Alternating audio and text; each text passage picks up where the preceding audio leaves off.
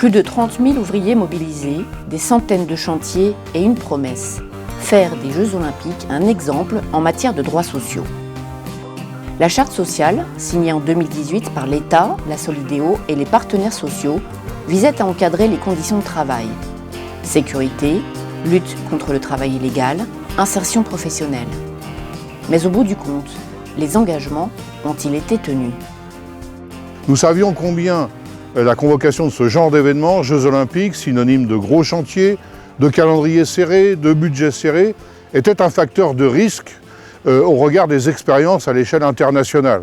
Et pour nous, il était très important de mettre la sécurité des travailleurs parmi les priorités. Et le bilan, en quelques mots, c'est des accidents du travail, malheureusement, 182 à peu près, mais ça veut dire qu'on a proportionnellement 4 fois moins d'accidents du travail sur les chantiers JO que la moyenne nationale du secteur du BTP. C'est tout à fait significatif. Cette charte sociale, elle a eu le mérite de mettre en avant la question des conditions de travail. Il est vrai que notre syndicat se réjouit du fait qu'il n'y ait pas eu de mort sur les chantiers qui étaient coordonnés par la Solideo. Néanmoins, nous nuançons un petit peu le bilan positif qu'on peut tirer de cette séquence, qui nous semble problématique de circonscrire le bilan des Jeux Olympiques et Paralympiques au périmètre de la Solideo. Car quand la France a remporté les Jeux Olympiques, eh bien, dans ce dossier de candidature étaient inclus également, bien évidemment, toutes les infrastructures qui sont liées au Grand Paris Express. Or, si on fait le bilan plus global, il y a quand même eu 6 morts sur ce périmètre-là. Les accidents qu'il y a en région parisienne, notamment sur les grandes infrastructures, sont aussi le fait que ces chantiers ne sont pas couverts par les engagements sociaux qui étaient prévus par la charte sociale. Donc nous avons démontré qu'il n'y avait pas de fatalité quand il y avait une volonté politique, quand il y avait des mesures précises, on pouvait faire reculer l'accidentologie. Parmi les moyens concrets mis en place pour faire reculer l'accidentologie, la formation systématique des ouvriers sur les chantiers et un contrôle accru de l'inspection du travail.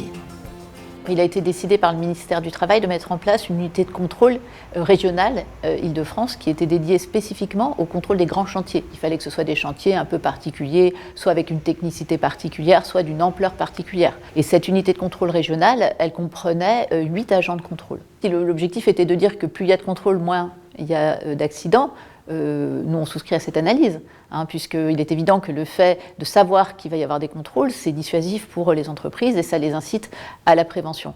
Donc, nous, ce qu'on porte, c'est un doublement des effectifs de l'inspection du travail. Bien sûr, il a fallu batailler. Certains se sont dit, bon, les syndicats sont là, c'est pour avoir la paix sociale, c'est pour que rien ne se passe.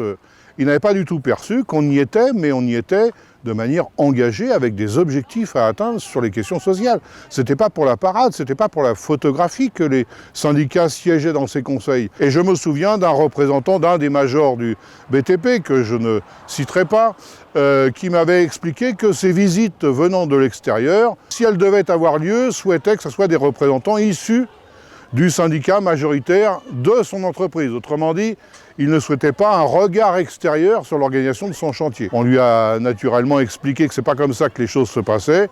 C'était le comité qui désignait ses propres représentants. Et moi, à chaque réunion de conseil, je me suis fait fort à la fois de valoriser les bons résultats lorsqu'il y en avait, mais aussi d'intervenir à chaque fois que les situations nous semblaient inadaptées, voire dangereuses.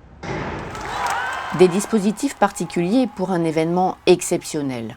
La charte sociale a voulu être un modèle dans l'histoire des Jeux et des grands événements sportifs internationaux.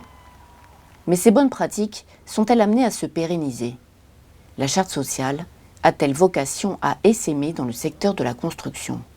Donc évidemment, cette charte sociale a été un acquis important. On n'a pas eu de mort, on a eu 4 fois moins d'accidents sur les chantiers, et ça, on ne peut pas le dénier. Maintenant, l'objectif, c'est de l'exporter dans les autres pays, ceux qui vont voir des grandes compétitions sportives, style Coupe du Monde de football ou Jeux Olympiques, pour qu'on relève le niveau quand même d'exigence et de sécurité des salariés de la construction, mais pas que de la construction des autres salariés. Donc nous allons aller, mais nous avons déjà été au Mexique, aux États-Unis.